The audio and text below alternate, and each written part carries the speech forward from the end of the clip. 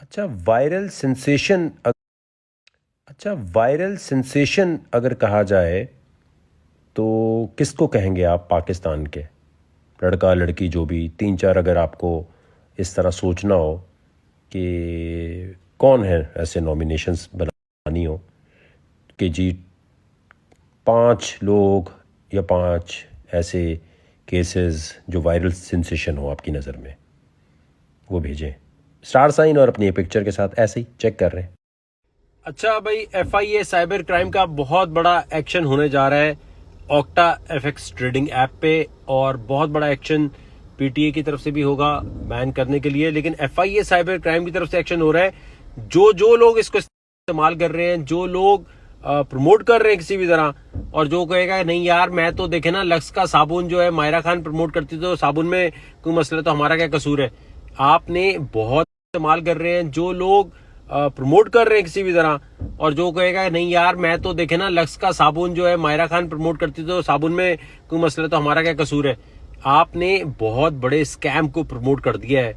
और मेरे पास भी ये लोग आए थे और मुझे 50,000, मैं अगर ईमेल दिखाऊं कि कितने पैसों की ऑफर की थी, तो आप बोलते वकार ज़का एक वीडियो बना देते।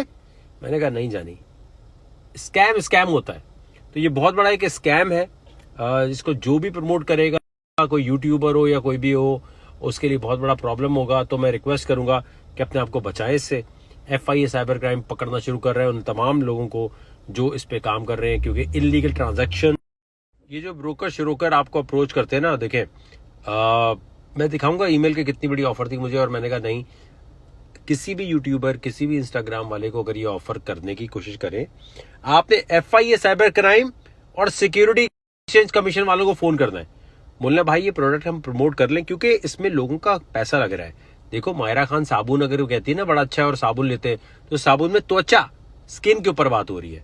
यहाँ लोगों का पैसा लग रहा है, और जितने लोग प्रमोट कर रहे होंगे, जितने लोग इस पे बात कर रहे होंगे, उन सब की वीडियोस ट्रैक करके FIA साइबर क्राइम आज से शुरू कर रही है। 8-9 महीने में वो एक्शन लेगी। जो हाथ आएगा, जो पकड़ेगा, कहेगा भाई क्यों प्रमोट किया तुमने।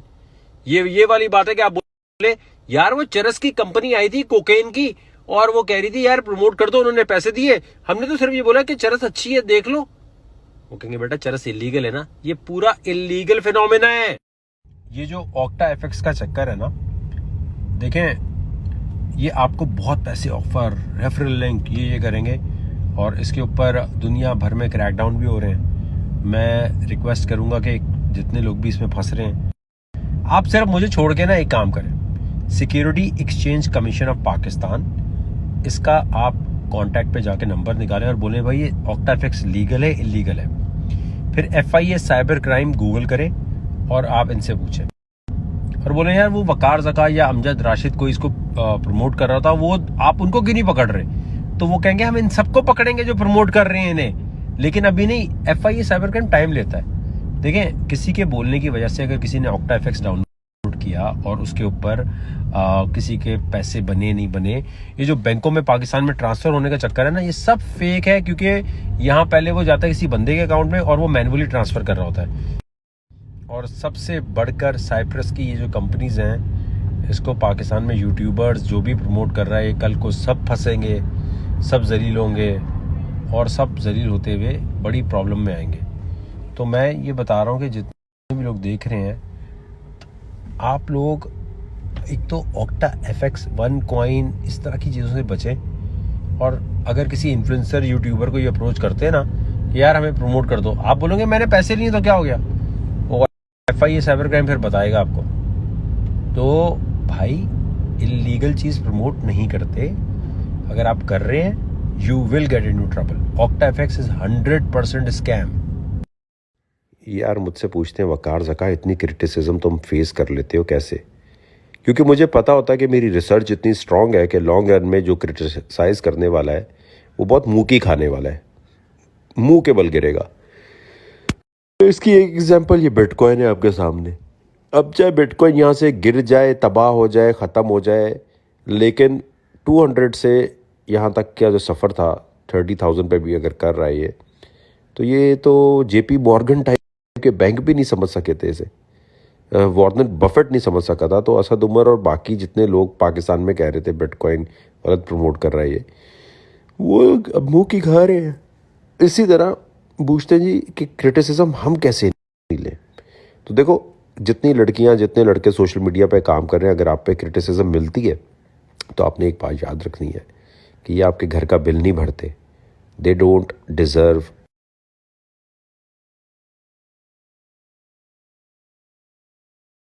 कमेंट सेक्शन में आपको गालियां या आपको क्रिटिसाइज वही करेगा जो पैसों में और माशरे में इज्जत में, माशरे में फेम में आपसे कम होगा।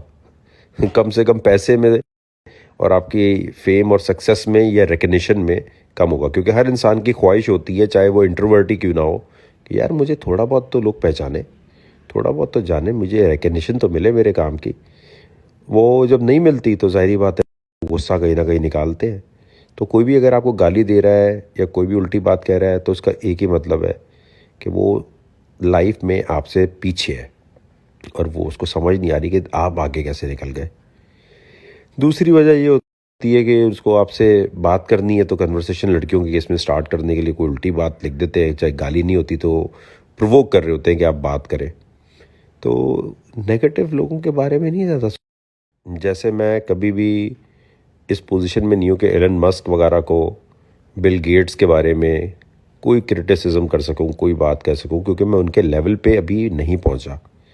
तो ये तो दुनिया की सबसे बड़ी बेवकूफ़ी होती है कि जिसके लेवल पे आप पहुँचे नहीं हैं उसके लेवल पे उसको आप क्रिटिसाइज़ कर रहे होते हैं या उसके बारे में कोई उल्टी बात कहीं सोशल मीडिया में पोस्ट कर रहे होते हैं। मतलब इससे बड़ी लेवल की बेवकूफ़ी हो नहीं सकती कि एक बंदा बिल गेट है या एलन मस्क है, आप उसको गाली लिख रहे हो।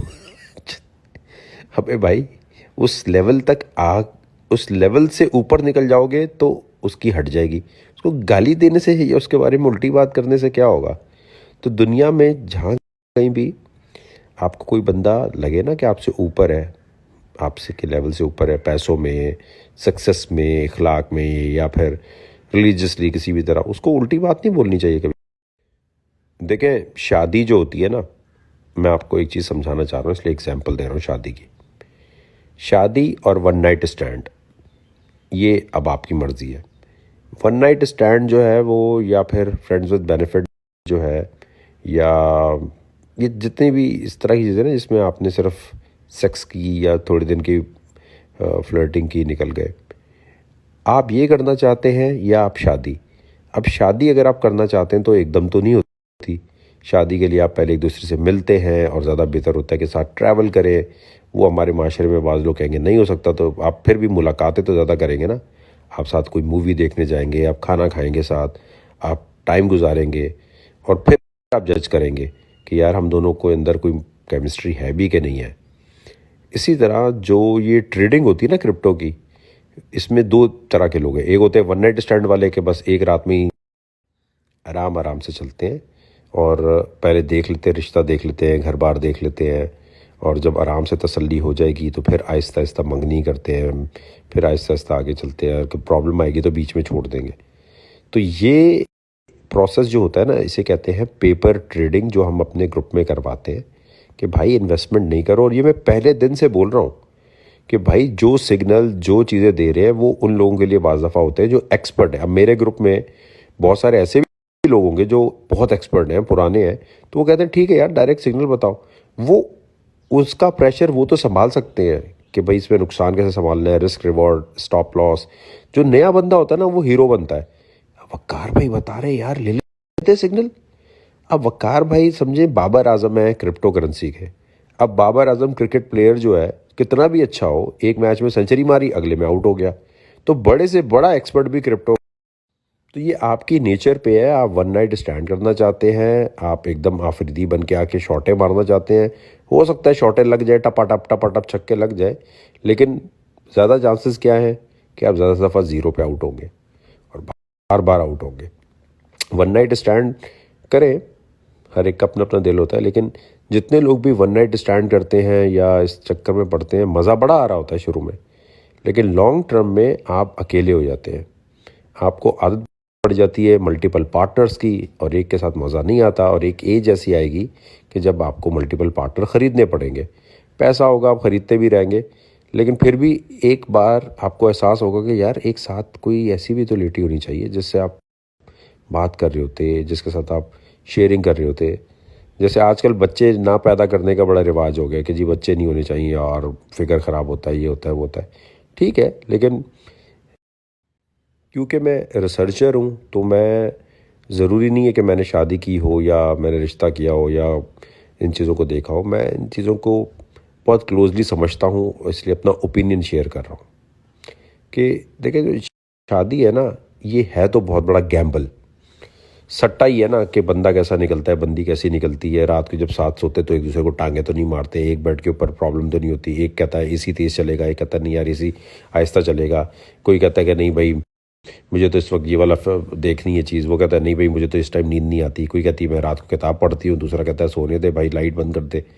तो ये जो कॉम्प्रोमाइज़ और ये जो चीज़ें हैं, इसके प्रॉब्लम्स तो हैं प्लस।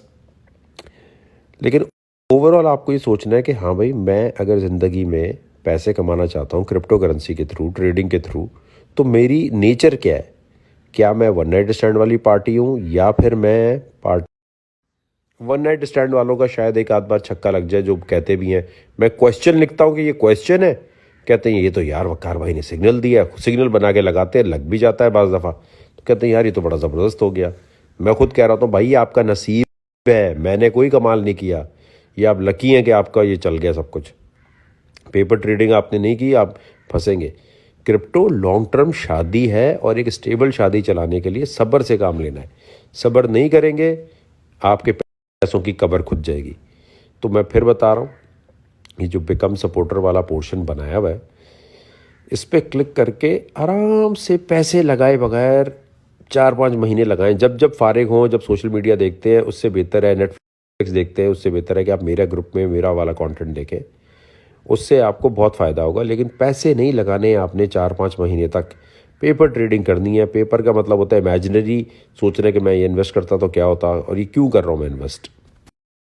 अरे वाह, ज़िंदगी में पहली बार विकिपीडिया पे किसी ने एज जाके मेरी ठीक कर दी, वरना थोड़े दिन पहले 52 ईयर्स लिखी हुई थी। And I don't think so कि आजकल के ज़माने में एज वेज का कोई चक्कर होता है। फॉर एग्जांपल अगर हुमायूं सईद या फैसल कुरैशी जो है वो 50 से अबव है, तो आई डोंट थिंक सो कोई 18 या 20 साल की लड़की अगर डेट कर रही होगी तो उनको नहीं कोई इशू इसलिए नहीं होगा क्योंकि माइंड सेट का चक्कर है। अगर आपका माइंड अपडेटेड है और आप फुल अपडेटेड ज़िंदगी में है, तो आप 20 साल की लड़की हो या 50 साल का लड़का हो, इससे कोई फ़र्क नहीं पड़ता।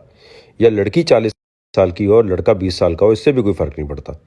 फ़र्क इससे पड़ता है कि आप सेम एज ग्रुप में लेकिन एक दूसरे के लिए टॉक्सिक बने हुए हैं। माँ बहन एक हो रही है, लड़ाइयाँ हो रही है, कुत्ते की तरह ज़िंदगी गुजर रही है, लेकिन फिर भी प्यार करते हैं। फिर प्यार करने के फिर लड़ाई हुई फिर मेकआउट शुरू हो गया। देखो भाई, टॉक्सिक रिलेशन से बचना चाहिए। एज लड़का लड़की की कोई मैटर नहीं करती। आपको ये देखना है कि ये आपके लिए कितना मेच्योर डिसीजन लेने वाला बंदा है। हाँ, एक चीज़ बहुत ज़रूरी है, ये चेक कर लिया करो पहली ही दफ़ा कि शादी तो नहीं हुई हुई कहीं। कंफर्म शादी हुई हुई है तो बचो ही। सेकेंड हैंड चीज़ के साथ ज़िंदगी गुजारने का कोई लॉजिक नहीं है। सेकेंड हैंड चीज़ के साथ आपको प्यार करने का कोई चक्कर नहीं है कि शादी किसी की हुई हुई है, बच्चे हुए हुए हैं और आप उसकी दूसरी बनने की कोशिश कर रही हैं या कह रही नहीं प्यार है बस, कोई बात नहीं, उसकी शादी होगी फिर भी मैं उसके। बेकार।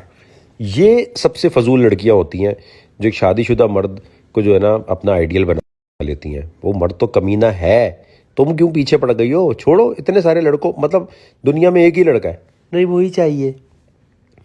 नहीं, पहले ही कॉल में पूछ लो भाई शादी तो नहीं हुई हुई, मंगनी तो नहीं है, गर्लफ्रेंड तो नहीं है, बीवी तो नहीं है। पहले पूछते नहीं है, जब पक्की रिलेशन हो जाती है तुम्हारी शादी थी, बोलता हाँ तुमने पूछा ही नहीं था। तो अपनी एज ग्रुप में आपको इसलिए प्यार हो जाता है कि रोज़ाना स्कूल में मिल रहा है कोई, या आपको कॉलेज में मिल रहा होता है या काम पे मिल रहा होता है। लेकिन हमेशा ये देखो यार, ये कितनी टॉक्सिक रिलेशन हो जाएगी कि अगर फिर ख़राब हुआ तो एक ही जगह है तो बार बार मिलना पड़ेगा। और सेम एज ग्रुप में बहुत सारे लोगों की रिलेशन जो है ब्रेकअप का एक मेन रीज़न ये होता है कि वो माइंड सेट का चक्कर है। सेम एज ग्रुप में अगर माइंड आपका बिल्कुल एक दूसरे के लिए कंफर्ट जोन क्रिएट कर रहा है तो फिर ठीक है, वरना आई डोंट थिंक सो लड़की 40 की हो लड़का 20 का हो, या लड़का जो है वो 55 प्लस भी हो बेशक और लड़की जो है वो 20 की हो, उससे कोई फ़र्क नहीं पड़ता। आजकल नहीं, क्योंकि आजकल इतना अपडेटेड माहौल चल रहा है जिसके अंदर अगर आपको कंफर्म, अब हाँ ये भी फिर ज़रूर होता है कि शादी अगर 54 वाले से करोगी तो फिर ये होगा कि वो जल्दी मर जाएगा, तुम जिंदा रहोगी ये भी एक सोच होती है।